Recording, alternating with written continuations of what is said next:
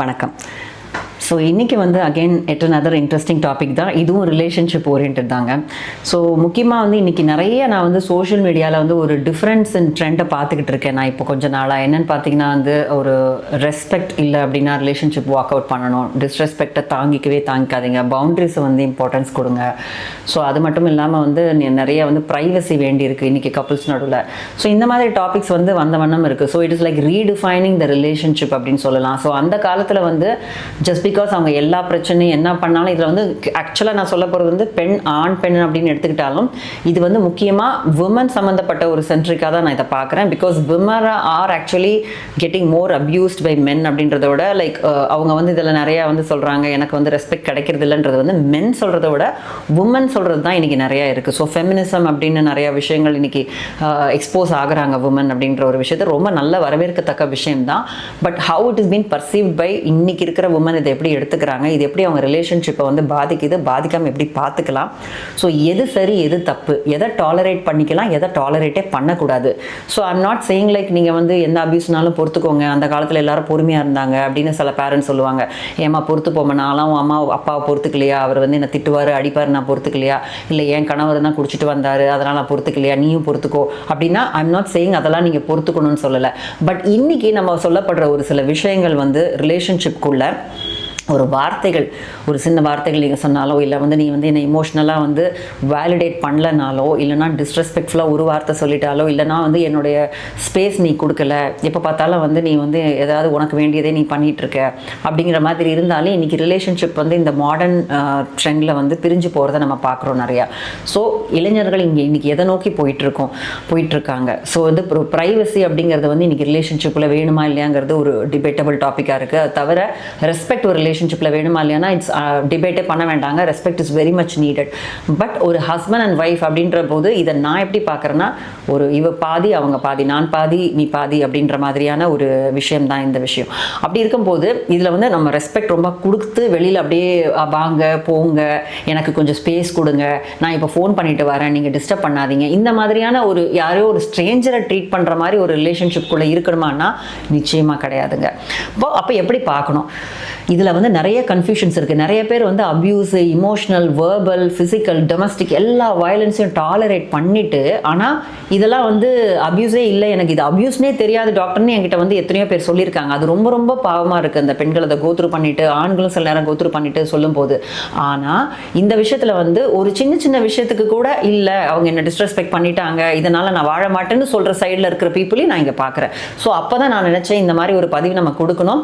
இதில் எது சரி எது தப்பு, எதெல்லாம் நீ ஒத்து போகலாம், எதெல்லாம் ஒத்து போகவே கூடாது அப்படிங்கிற ஒரு விஷயத்தையும் நம்ம இன்னைக்கு பகிர்ந்துக்கணுங்கிறதுக்காக தான் இந்த முக்கியமான ஒரு விஷயத்தோட நான் வந்திருக்கேன். ஸோ இன்னைக்கு walk away, just don't be in this relationship அப்படின்ற மாதிரி நம்ம சொல்லும்போது நீ பாதி நான் ஒரு கான்செப்ட் சொன்னேன் இல்லைங்களா. ஸோ அதில் ரெஸ்பெக்ட் ரொம்ப முக்கியமாங்க அப்படின்னு கேட்டால், அதாவது ஒரு சின்ன சின்ன விஷயங்களில் இப்போ வாடி போடி அப்படின்னு பேசுறது ஒரு செல்லமாக கூட நம்ம பேசலாம், வாடா போடான்னு சொல்கிறது ஒரு செல்லமாக பேசிக்கலாம். இதை நம்ம டிஸ்ரெஸ்பெக்டாக பார்க்குறோம் அப்படின்ற பட்சத்தில் ஆர் வி ஆக்சுவலி திங்கிங் நீ பாதி நான் பாதி கான்செப்டா, இல்லைனா நீ வேற நான் வேறையா? ஏன்னா நம்ம ரிலேஷன்ஷிப்பில் இது we call it as interdependent அப்படின்னு நம்ம சொல்லுவோம். அதாவது டிபெண்டடாக இருக்கணும், அவங்கள தான் வாழ்க்கைன்னு கல்லானாலும் கணவன் புல்லானாலும் புருஷன்ற மாதிரி இருக்கணும் அப்படிங்கிறது நான் கண்டிப்பாக சொல்ல வரல. அதே நேரத்தில் இண்டிபெண்டாகவும் உங்களால் இயங்க தெரியணும். ரொம்ப கிளிஞ்சியாக நீங்கள் தான் என்னை பார்த்துக்கணும், நீங்கள் தான் வாழ்க்கை அப்படின்ற மாதிரி ரொம்ப டிபெண்டும் ஆகக்கூடாது. அதே நேரத்தில் நானே எல்லாம் பார்த்துக்கிறேன், நீங்களாம் தேவையே கிடையாது, ஆமாம் ஹைப்பர் இண்டிபெண்ட் உமன், நானே எல்லாத்தையும் செஞ்சுப்பேன் அப்படின்னா அப்புறம் இந்த திருமணம் எதற்கு அப்படிங்கிற ஒரு கொஸ்டினும் இருக்குது. ஸோ இந்த அளவுக்கு ப்ரைவசி வேணும். நீ உன் ஃப்ரெண்ட்ஸ் கூட பேசிக்கோ, நீ அவங்களோட பார்ட்டி பண்ணிக்கோ, நான் என் ஃப்ரெண்ட்ஸோட பேசிக்கிறேன், நான் என் ஃப்ரெண்ட்ஸோட பார்ட்டி பண்ணிக்கிறேன், நான் வெக்கேஷன் என் ஃப்ரெண்ட்ஸோட போய்க்கிறேன், நீ போய்க்கோ, நான் உன்னை டிஸ்ரெஸ்பெக்ட் பண்ண மாட்டேன், நான் உனக்கு ப்ரைவசி கொடுக்குறேன் இப்படிங்கிற மாதிரி ஒரு நாகரிகமாக ஒரு நுனி நாக்கில் நம்ம போயிட்டு இருக்கிற ஒரு இங்கிலீஷ் பேசுகிற மாதிரி ஒரு நாகரிகமாக போயிட்டு இருக்க இந்த உறவு இட்ஸ் டீப் ஆர் சூப்பர்ஃபிஷியல் அப்படிங்கிறதையும் நம்ம பார்க்கணும். ஏன்னா ரிலேஷன்ஷிப்பில் டிரான்ஸ்பரன்சி, ட்ரஸ்ட் அப்படிங்கிறது, லவ், ரெஸ்பெக்ட் இதெல்லாம் ரொம்ப முக்கியமான இன்க்ரீடியன்ஸ் அந்த ரிலேஷன்ஷிப் ரொம்ப சக்ஸஸ்ஃபுல்லாகவும் ஸ்வீட்டாகவும் இருக்கணும் அப்படிங்கிறதுக்கு. ஸோ அப்படி நான் பார்க்கும்போது கண்டிப்பாக எதெல்லாம் நம்ம எடுத்துக்க முடியும், எதெல்லாம் ஓகே ஐ கேன் டாலரேட். ஏன்னா இப்போ ஒரு சில வீடியோஸ்லாம் இன்றைக்கி நிறைய வைரல் ஆகிறத பார்க்குறேன். ஸோ இதை பார்க்குற நிறைய பெண்கள் ஓ இது நம்மளுக்கும் நடந்துட்டுருக்கு அப்படின்னா நம்மளுக்கு நடக்கிறது அநியாயம், நம்ம இதை தட்டி கேட்டே ஆகணும் அப்படின்னு சொல்லிட்டு அவங்க வாழ்க்கையில் அவங்க பிரச்சனையை ஏற்படுத்திக்கிறாங்களாங்கிற ஒரு பயம், ஒரு concern, as a social concern இருக்கனால தான் as a psychologist I want talk about it. ஏன்னா இப்போ திருமணம் பண்ணிக்க போகிற பெண்களும் சரி இந்த மாதிரியான நிறைய விஷயங்கள் வந்து குழப்பிக்கிறாங்க. லைக் நம்ம வந்து நாளைக்கு ரெஸ்பெக்ட் இருக்குமா, நம்மளுக்கு பவுண்டரிஸ் இருக்குமா, நம்மளை வந்து கேர் பண்ணுவாங்களா, இப்படிங்கிற நிறைய சந்தேகங்கள் வந்து இன்னைக்கு வந்து ரிலேஷன்ஷிப்பே நாளைக்கு பாய்சன் பண்ணிடுமா அப்படிங்கிற ஒரு சோஷியல் கன்சர்ன் எனக்கு இருக்கிறதுனால தான் இந்த பதிவை வந்து நான் ஒரு தெளிவாக எதை நம்ம ஏற்றுக்கலாம் எதை ஏற்றுக்கக்கூடாது அப்படிங்கிற ஒரு கிளாரிட்டி இன்னைக்கு இளைஞர்கள் மத்தியிலையும் இன்னைக்கு குடும்பம் நடத்துகிற ஒரு கணவன் மனைவி மத்தியிலும் இருக்கணும் அப்படின்னு விரும்புகிறேன். ஏன்னா இந்த எக்ஸ்ட்ரீமை முதல்ல பேசுவோம்.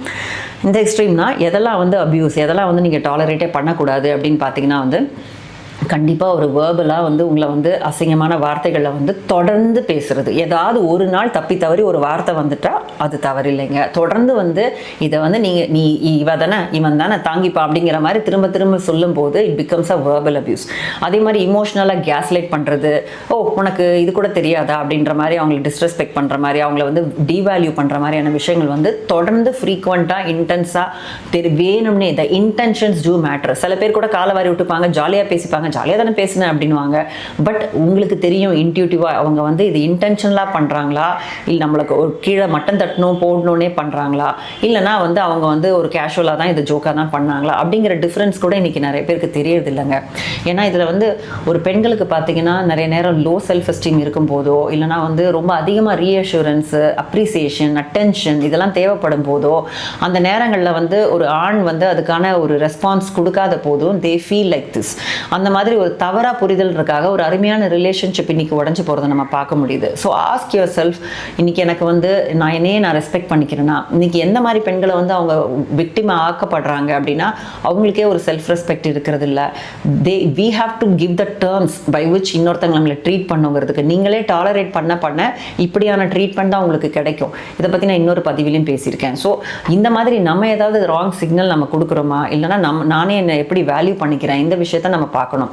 இன்னொரு வீடியோ பார்த்தேன், ரொம்ப ரொம்ப ரொம்ப கஷ்டமாக இருந்தது அதை பார்க்குறதுக்கே. அதாவது ஒரு பெண் வந்து அழுதுகிட்டே இருக்காங்க, இன்னொரு இடத்துல ஒரு ஆண் பிடி இருக்கிறதையும் பார்த்தேன். ஆனால் அவங்களோட கணவனோ இல்லைனா அந்த மனைவியோ வந்து எந்த ஒரு சலனும் இல்லாமல் அந்த இடத்துல உட்காந்துருக்காங்க. இவங்க வந்து ரொம்ப கதறி அழுது ஒரு குழந்தை மாதிரி அடம்பிடிச்சு ஒன்றுமே முடியாமல் ரொம்ப ரொம்ப ஒரு ஃப்ரஸ்ட்ரேட்டடாக, டிஸப்பாயிண்டடாக, இமோஷ்னலி ரொம்ப கஷ்டப்படுறாங்க. பட் அவங்களோட கணவனோ மனைவியோ எந்த ஒரு அசைவும் இல்லாமல் இருக்கிறத வந்து நாங்கள் பார்க்க முடியுது. இதை பார்த்த உடனே இப்படி ஒரு கணவனா, இப்படி ஒரு மனைவியா, இவ்வளோ மோசமாக இருக்காங்களே அப்படின்னு. பட் இதோடைய ஃபுல் பிக் பிக்சர் நம்ம இங்கே பார்க்குறது கிடையாது. இதில் வந்து என்ன நடந்திருக்கலாம் அப்படிங்கிறது நம்மளுக்கு முழுசாக தெரியாமல் நம்ம யாரையுமே ஜட்ஜ் பண்ண முடியாது. ஸோ பாசிபிலிட்டி ஃபேக்டர்ஸ் என்னென்னா, எப்போவுமே ஏதாவது ஒரு விஷயத்தில் வந்து கணவன் பக்கத்தில் வரும்போது நீ என்னை கவனிக்கவே இல்லை, அந்த மாதிரி என்னை பார்க்கவே இல்லை, நீ செய்யவே இல்லை, நீ என்ன அப்படி தான் பண்ணுவேன், என்னை கவனிக்க மாட்டேன் அப்படிங்கிற மாதிரியான வார்த்தைகள் நம்ம திரும்ப திரும்ப ஒரு பெண்ணானவங்களை வந்து சொல்லிக்கிட்டே இருக்கும்போது அந்த மென்னுக்குமே சில ப்ராப்ளம்ஸ் இருக்கலாம். ஸோ ஒரு அவாய்டண்ட்டான ஒரு பர்சன், ஒரு பிரச்சனை, நம்மளை யாரும் டிஸ்ரெஸ்பெக்ட் பண்ணுறாங்க, நம்மளை வந்து இம்பார்ட்டன்ட் இல்லைன்னு நம்ம மனைவி ஃபீல் பண்ணுறாங்க அப்படின்னா சில பேர் டர்ட்டில் அப்ரோச்சுக்கு போயிடுவாங்க. அதாவது அவாய்ட் பண்ணிடுவாங்க, அப்படியே டிஸ்எங்கேஜ் ஆகிடுவாங்க, அமைதி ஆகிடுவாங்க, பேச மாட்டாங்க. அது அவங்களுடைய ஸ்ட்ரெஸ் ரெஸ்பான்ஸ், அவங்க சிறு வயசுலேருந்து கற்றுக்கிட்ட ஒரு ஸ்ட்ரெஸ் ரெஸ்பான்ஸ். இது அவங்களுடைய normal response, but which is abnormal. They have to get treated for the same.